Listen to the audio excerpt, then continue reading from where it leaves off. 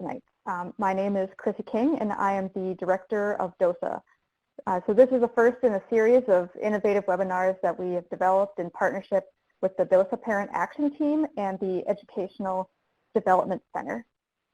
Presenting tonight, we have Erin Bowles-Welch, who is Chair of the Parent Action Team of DOSA, the parent of 3 children, and a public health professional.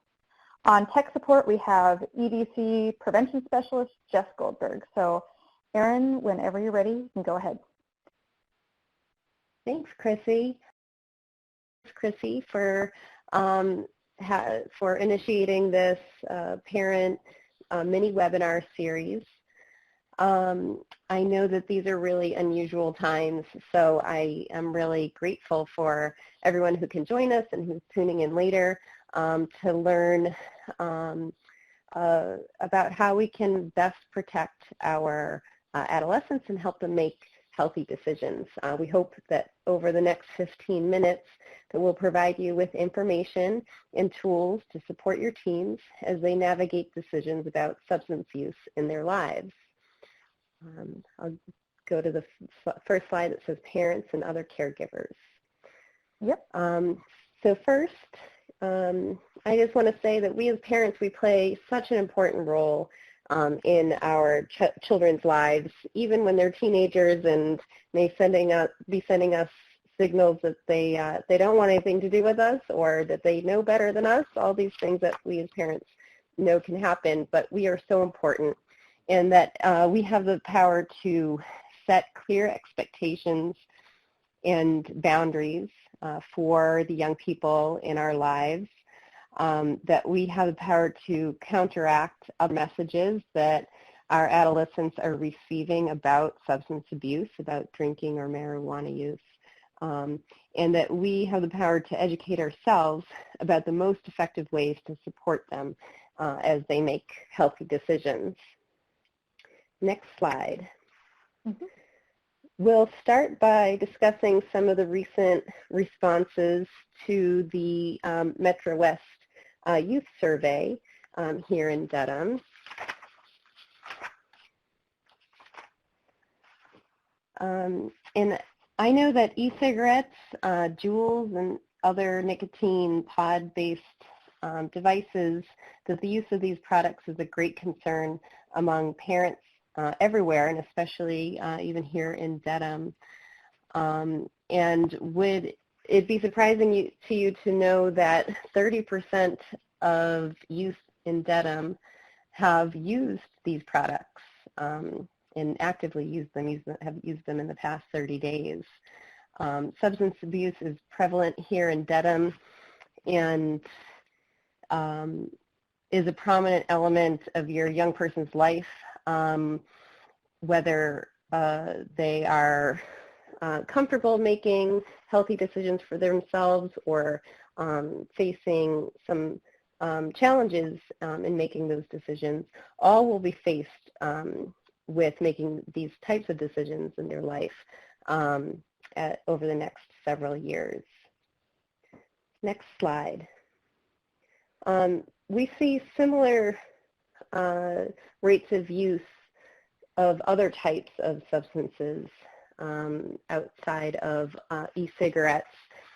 For instance, Dedham Youth report using alcohol, about 30% report using alcohol, and nearly 19% report using marijuana actively.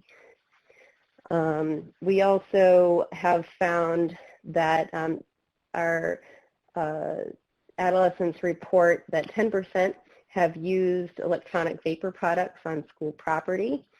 Nearly 13% have ridden in a car with someone who's been drinking, and I'm sure this is just as alarming to you as it is to me, as we hope that our young people are keeping themselves safe and know that this is an unsafe activity. Almost 19% have reported being drunk. More than 9% have used alcohol and marijuana at the same time, and this is increasingly going to be an issue that we need to continue to educate our young people about over the upcoming years. And 27% have been to a party where marijuana is available. Next slide. So our young people are facing difficult decisions every day. So we have to ask the question, well, what puts youth at risk? And there are many factors that may play in the types of decisions that our adolescents are making. Access to alcohol and other drugs at home or socially, peer use of these products, parental attitudes, and that's something that we're really focusing on here, is really important in whether or not they choose to use substances or not. Access in the community, either knowing which corner store isn't going to card them if they try and buy alcohol. Community norms, what's the expectation of our community for our young people? And increasingly with marijuana, this perception that it's not that harmful, and that's something that we need to continue to educate our young people about. Next slide. In Dedham, youth who experience mental health related issues, are bullied, have a physical or learning disability, and or identify as LGBTQ tend to have higher risk for using substances. And so I've taken a few minutes to present the data that we have collected from youth here in Dedham. And so now I'll spend a minute to talk about signs of youth substance use. Things that you can look out for when you think, gosh, is my child using substances? I have some concerns, or maybe I thought that my child was making great decisions, but now I'm questioning that. So some signs that you might want to look out for include changes in their behavior or mannerisms, changes in friend groups. Do you find your child making excuses for being out late, or to explain where they've been, or why they may look a certain way? So for instance, does your child come home with bloodshot eyes, or have you heard some slurred speech and thought that seemed strange? Or do they act in a way where their inhibitions are lowered around you and they're acting goofy? These are things that might be cues, as well as withdrawing from typical family routines or activities, impaired judgment, changes in grades or poor grades, and other signs like lack of motivation, etc. But I don't want these few minutes that we have together to make it feel like this is all really difficult for us to tackle together and to tackle as parents, because there's a lot that that we can do to help protect our youth. So on the slide, what protects youth? Parental communication is so important, and I know that is especially challenging as our young people are in their teen years, but it's really important that we continue to be a safe place for them to talk about problems they may have, or friends that they may be encountering, and that we're monitoring their activities. Adult support both in and out of school is a protective factor. So what does that really mean? Having at least one teacher or adult at school to talk to if they have a problem, or talking to a teacher or an adult at school about a personal problem, or if they're being bullied.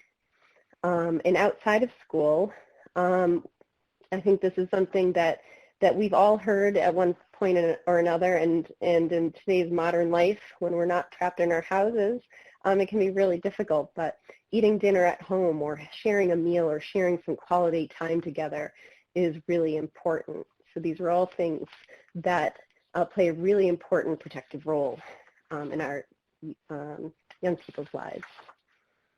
But the great news is that parents in Dedham are setting great expectations for their young people.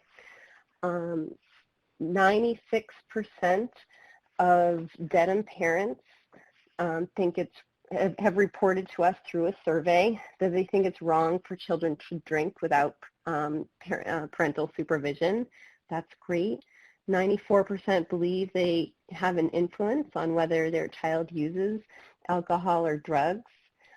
94% monitor the activities of their child and their friends in their homes. These are all great protective factors. Additionally, something that's really important, we'll talk about a little bit more in a minute or two, 90% or more have clear rules about the use of alcohol, marijuana, or prescription drugs in their home, and setting these expectations is really critical. So what can parents do? As I mentioned, communicating a no-use attitude is really important. Setting clear guidelines is critical. So making sure that you say the words, I expect that you will not use drugs or alcohol. That's my hope for you, my expectation, and I'll work with you to continue to make those healthy decisions. And you can talk about these things regularly throughout the year as they come up in conversations, or anytime you hear them discussing this topic with friends or about a TV show they've watched, or you know, a social media post, or any of these opportunities are times that we can take to have these conversations with our young people. So I'll pause for a minute to open the discussion up for any questions that anyone listening may have. If you have a question, you can type it in the chat box, or I believe, and correct me if I'm wrong, Chrissy, that will unmute any lines of anyone who'd like to ask a question. Yes, so we do unmute the lines, but I think that I don't think anyone's called in right now. So I think the best way to ask a question is to type the question into the chat. In the chat. Okay, great. Mm-hmm. And Erin and Chrissy, while people are thinking, I'd love to just ask a quick question. This is Jess. I was wondering, when you talked about protective factors and you mentioned school attachment, what should parents be on the lookout for that? You know, if kids sometimes seem a little down on school, what would be a good indication that they actually may feel more attached to their school than we realize? Yeah, absolutely. That's a great question. Do you want to answer that, Chrissy? Oh, yeah, no, I'm totally happy to answer.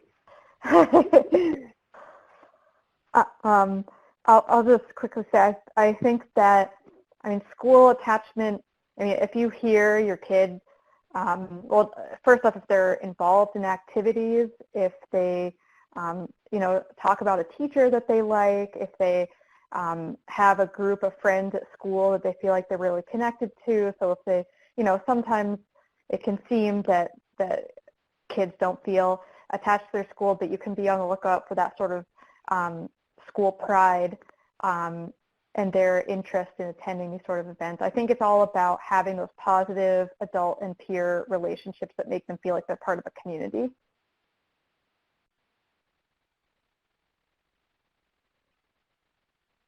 Erin, what were you going to say?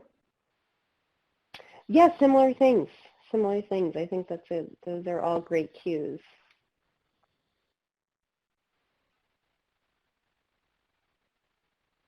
You're welcome, Jessica.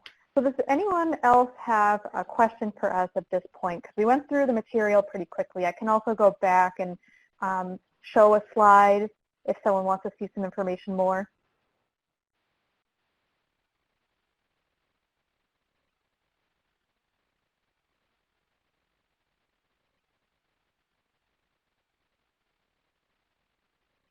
Well, great. Well, right. I could take like, a couple minutes and review.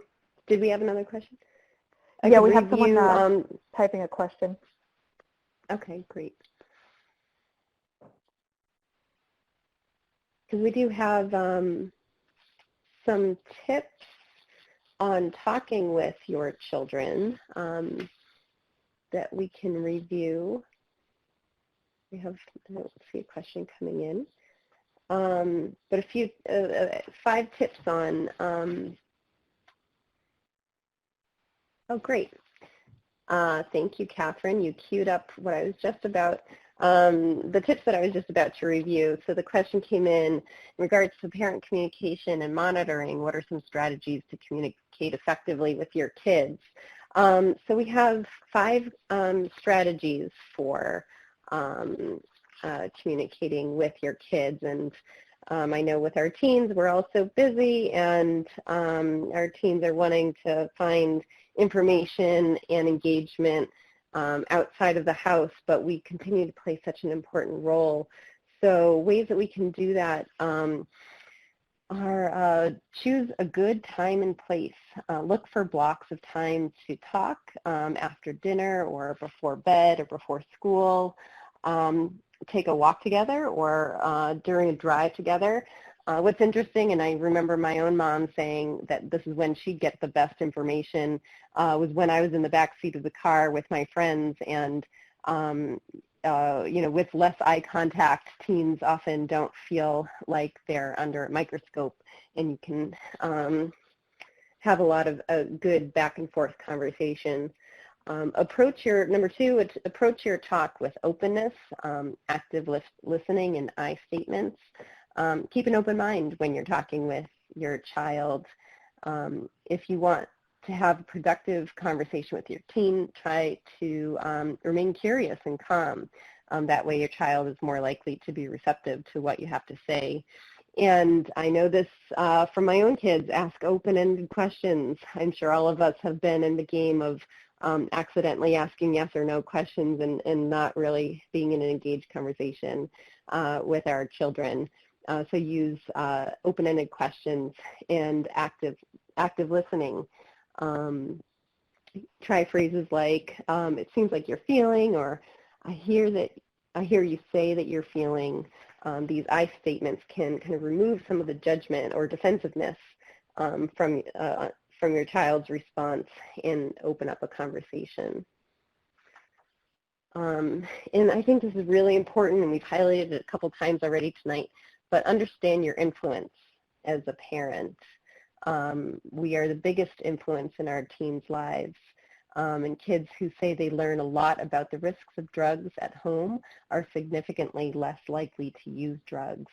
And this is a really important point that we can make. And lastly, offer empathy and support. Let your children know that you understand and that these years can be difficult, and that you're here as you're in their corner and you're here to support them. I think these are all really important takeaways that we all can remember as we move through these years.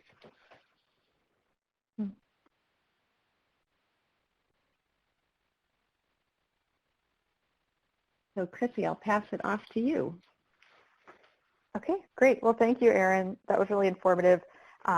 Thanks so much for highlighting those points. I'm just going to end with a few resources. They're by no means exhaustive, but I think these are a few great resources that you can use to, read a little bit further into the topic of how to talk to your kids. I think one of the greatest is this SAMHSA Talk They Hear You site, because it's specifically focused on alcohol, but they have a whole bunch of parent resources. It's like things like answering your child's toughest questions, like what if your child asks you, well, did you drink when you were in high school?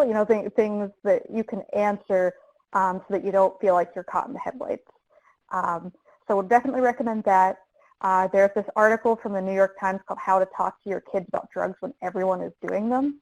And it's a humorous article, but it gets at this truth that it's really hard to talk to kids nowadays because, especially with cannabis becoming legalized, with it's, becoming more socially acceptable for adults to use, how do you actually talk to your kids about it? And the answer is really just you try, right?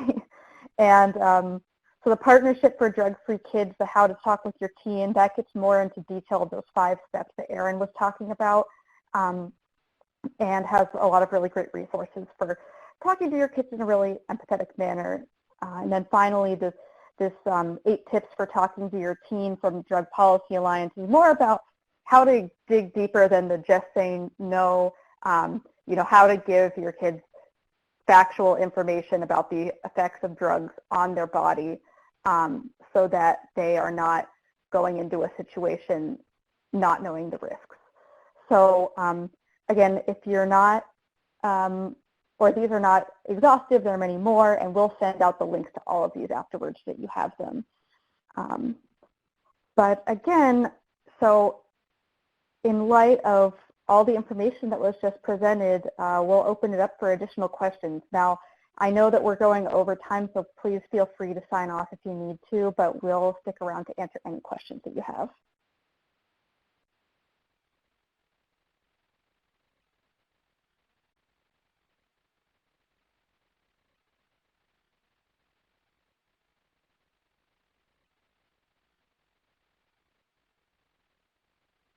All right, I'm not seeing anyone type. Oh, looks like Carol Reed is typing. Hi, Carol.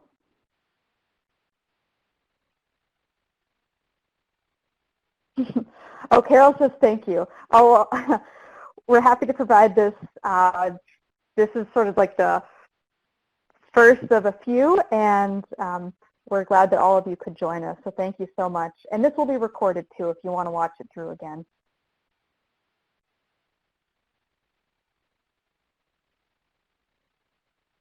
All right. So it looks like we're not getting a lot of questions. Please feel free if you want to shoot me an email afterwards if you're thinking about it or if you have a question about one of the resources. I'm available to field any questions.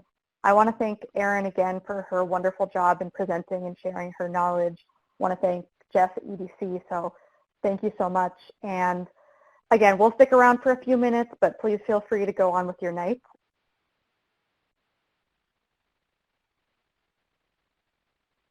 And I hope everyone has a good night. Thanks, everyone. Good night.